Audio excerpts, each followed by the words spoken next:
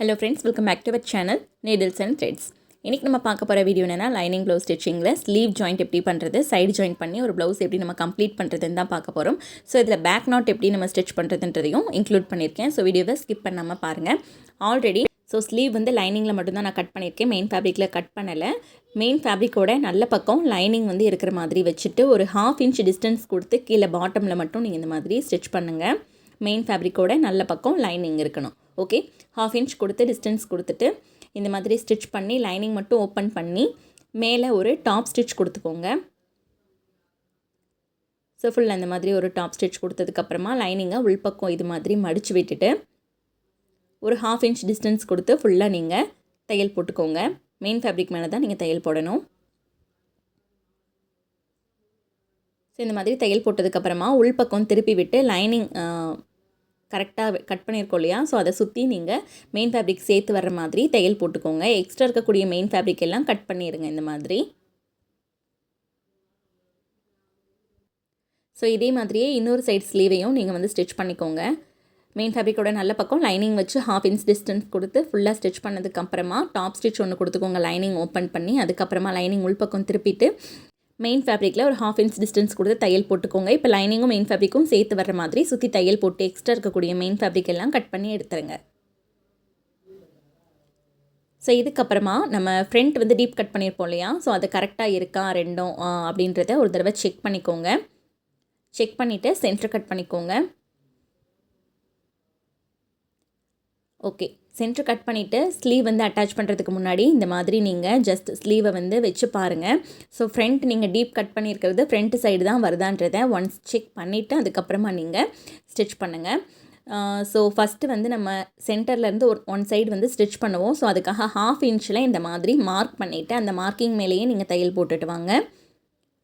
So சென்டர்லேருந்து one side ஃபுல்லாக நீங்கள் ஸ்லீவ் ஜாயின் பண்ணிக்கோங்க. 1/2 இன்ச் டிஸ்டன்ஸ் கொடுக்கணும் கண்டிப்பாக. பிகினிங்கில் நீங்கள் பழகும்போது இந்த மாதிரியான ஸ்டெப்ஸ் ஃபாலோ பண்ணிக்கோங்க. நெக்ஸ்ட்டு நீங்கள் உங்களுக்கு ஏற்ற மாதிரி 1/4 இன்ச் அந்த மாதிரி கூட தையல் போட்டு விட்டுக்கலாம். இப்போ இன்னொரு பக்கம் திருப்பி மெயின் ஃபேப்ரிக் அதாவது பாடி பார்ட்டில் வந்து நம்ம 1/2 இன்ச் வந்து மார்க் பண்ணிக்கிட்டு அந்த சைடு வந்து தையல் போடுறோம். இப்போ ஸ்டார்டிங்லேருந்து எண்டு வரைக்கும் இன்னொரு தையல் வந்து அதுக்கு மேலேயே போட்டு விடுங்க. ஓகே, ஸோ அவ்வளோதான், ஸ்லீவ் வந்து ஜாயின் பண்ணியாச்சு. சேம் ப்ரொசீஜர் இன்னொரு ஸ்லீவ் ஜாயின் பண்ணுறதுக்கும் ஃபாலோ பண்ணிக்கோங்க. ஃபர்ஸ்ட் நீங்கள் வச்சு பார்த்து கரெக்டாக இருக்கான்றதை செக் பண்ணதுக்கப்புறமா ஸ்லீவ் பார்ட்டில் வந்து ஃபஸ்ட்டு 1/2 இன்ச் டிஸ்டன்ஸ் கொடுத்து மார்க் பண்ணிவிட்டு சென்டரில் இருந்து ஃபுல்லாக நீங்கள் மார்க் பண்ணியிருக்கிற அந்த லைன் மேலேயே ஸ்டிச்சஸ் போட்டுவாங்க. அதுக்கப்புறமா திருப்பி கொடுத்து இன்னொரு சைடு வந்து ஜாயின் பண்ணிக்கோங்க. இன்னொரு சைடு ஜாயின் பண்ணும்போது பாடி பார்ட்டில் 1/2 இன்ச் மார்க் பண்ணிவிட்டு ஃபுல்லாக நீங்கள் தையல் போட்டுட்டு வாங்க. ஸோ இந்த மாதிரி ஃபுல்லாக தையல் போட்டதுக்கப்புறமா ஸ்டார்டிங்லேருந்து எண்டு வரைக்கும் அகெயின் இன்னொரு ஸ்டிச் வந்து போட்டுக்கோங்க. அவ்வளோதான், ஸ்லீவ் ஜாயின் பண்ணியாச்சு. இப்போ சைடு ஜாயின் பண்ணுறதுக்கு எப்படி நம்ம ப்ராப்பராக மார்க் பண்ணுறதுன்றதை பார்த்துடலாம். ஸோ இந்த மாதிரி நீங்கள் ப்ளவுஸோட பேக் பார்ட் நம்மளை ஃபேஸ் பண்ணியிருக்கிற மாதிரி வச்சுக்கோங்க. வச்சுட்டு இப்போது அளவு ப்ளவுஸ் எடுத்துக்கோங்க. அளவு ப்ளவுஸ் எடுத்து இந்த ஷோல்டர் ஸ்லீவ் ஜாயின் பண்ணியிருக்கோம் இல்லையா, ஸோ அந்த ஸ்டிச் லைன் ரெண்டும் வந்து மேட்ச் ஆகிற மாதிரி அளவு ப்ளவுஸ்லையும் நம்ம தச்சிட்ருக்கிற ப்ளவுஸ்லையும் ரெண்டும் மேட்ச் ஆகிற மாதிரி ப்ராப்பராக அரேஞ்ச் பண்ணதுக்கு அப்புறமா கீழே பாட்டமில் வந்து நீங்கள் ஸ்லீவ் ரவுண்டுக்கு மார்க் பண்ணி விடுங்க. ஸோ இந்த மாதிரி கொஞ்சம் க்ராஸாக மார்க் பண்ணிட்டீங்க அப்படின்னா நம்மளுக்கு அந்த ஹைட் வேரியேஷன் வருதில்ல, ஸோ அது கரெக்டாக ஆகிக்கிறோம். ஸோ சுற்றளவு ஸ்லீவோட சுற்றளவு வந்து இந்த மாதிரி இன்ச் பை இன்ச்சாக டேப் வச்சு நீங்கள் செக் பண்ணிக்கோங்க. 8 இன்ச் வருது. ஸோ இதே 8 இன்ச்சை வந்து நீங்கள்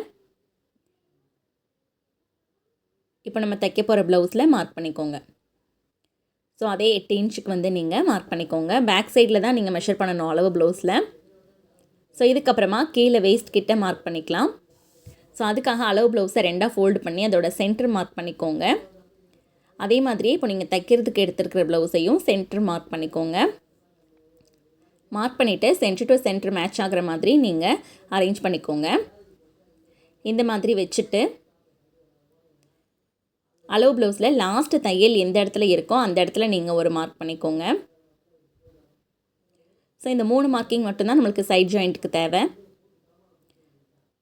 ஸ்லீவ் ஜாயின் பண்ணும்போது இந்த மாதிரி அண்டர் ஆர்ம் வந்து நம்மளுக்கு கரெக்டாக இருக்கிற மாதிரி ப்ராப்பராக அரேஞ்ச் பண்ணிக்கோங்க. அந்த ப்ளஸ் மாதிரி வரும் இல்லையா, ஸோ அதை கரெக்டாக கொஞ்சம் ப்ராப்பராக அரேஞ்ச் பண்ணிக்கோங்க. 1 பாயிண்ட் 2 பாயிண்ட் வந்து அப் அண்ட் டவுன் வர்றது பிகினிங்கில் எல்லாருக்கும் வரத்தான் செய்யும். ஸோ அதை வந்து ஒன்றும் ரொம்ப தப்பு பண்ண மாதிரி எடுத்துக்காதீங்க. ஸோ போக போக உங்களுக்கு அது ஆட்டோமேட்டிக்காக கரெக்ட் ஆயிரும். இப்போ நம்ம மார்க் பண்ணியிருக்கிற 3 பாயிண்ட்டையுமே ஸ்ட்ரைட்டாக சேர்த்து வச்சு ஒரு லைன் பண்ணிவிட்டு கீழே வேஸ்ட் கிட்ட நான் ஒரு பின் வந்து போட்டு செக்யூர் பண்ணிக்கிறேன். அதே மாதிரியே இந்த ப்ளஸ் பாயிண்ட் வந்து மாறாமல் இருக்கிறதுக்காக ஆம்கோல் சைட்லேயும் நான் ஒரு பின் போட்டு மார்க் பண்ணிக்கிறேன். இப்போது ஸ்லீவ் ரவுண்டுக்கிட்டே நீங்கள் பின் எதுவும் பண்ண தேவையில்லை, ஏன்னா அங்கேருந்து தான் நம்ம தையல் வந்து ஸ்டார்ட் பண்ண போகிறோம். ஸோ அந்த இடத்துல நீங்கள் பால் பின் போட்டு எதுவும் செக்யூர் பண்ண வேண்டிய அவசியம் இல்லை. ஸோ இந்த மாதிரி செக்யூர் பண்ணிட்டீங்கன்னா நீங்கள் அரேஞ்ச் பண்ணியிருக்கிற இது வந்து அப்படியே இருக்கும் ப்ராப்பராக. ஸோ மாறாமல் இருக்கும், உங்களுக்கு தைக்கிறதுக்கு ஈஸியாக இருக்கும். ஸோ மார்க் பண்ண அந்த லைன் மேலேயே நீங்கள் ப்ராப்பராக மெதுவாக தையல் போட்டுகிட்டே வாங்க. இந்த இடத்துல பக்கத்தில் வந்தோடனே அந்த பால் பின்னை ரிமூவ் பண்ணிவிட்டு அதுக்கு மேலே ஸ்டிச் போட்டுக்கோங்க. ஸோ கீழே வந்தோடனே பால் பின்னை ரிமூவ் பண்ணிவிட்டு ஸ்டிச் போட்டு எடுத்துக்கோங்க. இப்போது ஒரு ஸ்டிச் மட்டும் நீங்கள் போட்டிருக்கீங்க. இன்னொரு சைடும் ஜாயின் பண்ணதுக்கப்புறமா நம்ம மொத்தமாக ஸ்டிச்சஸ் வந்து ஒரு 2-3 ஸ்டிச் எக்ஸ்ட்ராவாக போட வேண்டியதெல்லாம் அப்புறமா போட்டுக்கலாம், கரெக்ஷன் பார்த்ததுக்கப்புறம். இப்போ இங்கே பாருங்கள் இந்த ப்ளஸ் சிம்பிள் வந்து எப்படி இருக்குன்னு.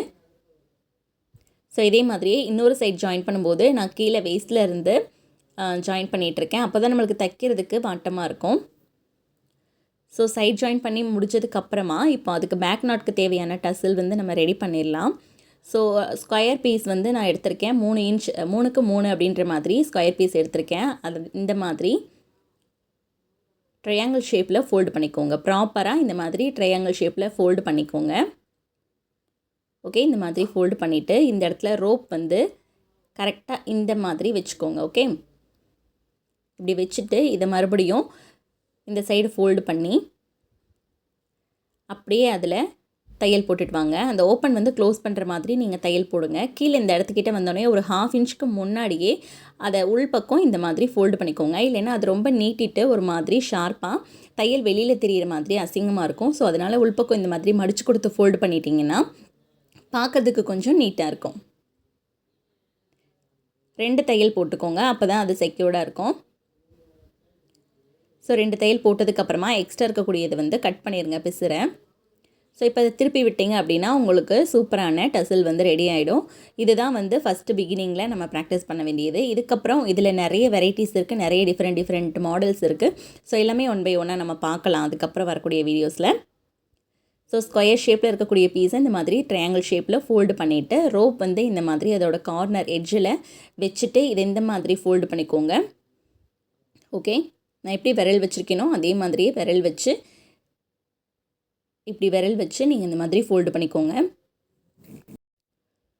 ஃபோல்டு பண்ணதுக்கப்புறமா இந்த மாதிரி ஓப்பன் வந்து க்ளோஸ் பண்ணுற மாதிரி நீங்கள் ஸ்டிச் போட்டு விடுங்க. ஸோ கீழே ஒரு 1/2 இன்ச் வர்றதுக்கு முன்னாடியே அதை உள்பக்கம் இந்த மாதிரி மடித்து கொடுத்து ஃபோல்டு பண்ணிக்கோங்க. ஸோ அதை வெளியில் திருப்பி விட்டிங்கன்னா சூப்பரான டசில் உங்களுக்கு ரெடி ஆயிரும். இதை வந்து ப்ளவுஸ் பீஸோடு சேர்த்து நீங்கள் அட்டாச் பண்ணிக்கோங்க. எந்த இடத்துல நீங்கள் வச்சு தைக்கணும்னு நினைக்கிறீங்களோ அந்த இடத்துல வச்சு தைச்சிக்கலாம்.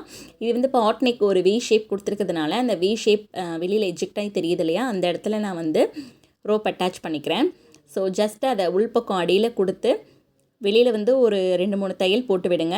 அது ரொம்பவே ஸ்ட்ராங்காக ஃபிக்ஸ் ஆகிக்கிறோம். ஸோ அவ்வளோதான், ப்ளவுஸ் வந்து நம்ம ஃபினிஷ் பண்ணிட்டோம். ஸோ இந்த ப்ளவுஸ் வந்து கட்டிங்லேருந்து நான் ப்ராப்பராக 1 பை 1 வீடியோஸ் எல்லாமே போட்டிருக்கேன். அதோட லிங்க் எல்லாமே நான் என்கார்டில் கொடுக்குறேன், ப்ளேலிஸ்ட்டில் கொடுக்குறேன், போய் செக் பண்ணி பார்த்துக்கோங்க. இந்த மாதிரியான வீடியோஸ் நீங்கள் தொடர்ந்து பார்க்கறதுக்கு நம்ம சேனலை கண்டிப்பாக சப்ஸ்கிரைப் பண்ணி வச்சுக்கோங்க. கூடவே பக்கத்தில் இருக்க பெல் ஐகானை கிளிக் பண்ணி வச்சுக்கோங்க. அப்போ தான் நம்ம சேனலில் போடக்கூடிய நெக்ஸ்ட் வீடியோஸ் உங்களுக்கு நோட்டிஃபிகேஷன்ஸ் வரும். ஸோ இந்த வீடியோ உங்களுக்கு பிடிச்சிருந்ததுன்னா வீடியோவை லைக் பண்ணி ஷேர் பண்ணி சப்போர்ட் பண்ணுங்கள். தேங்க்ஸ் ஃபார் வாட்சிங்.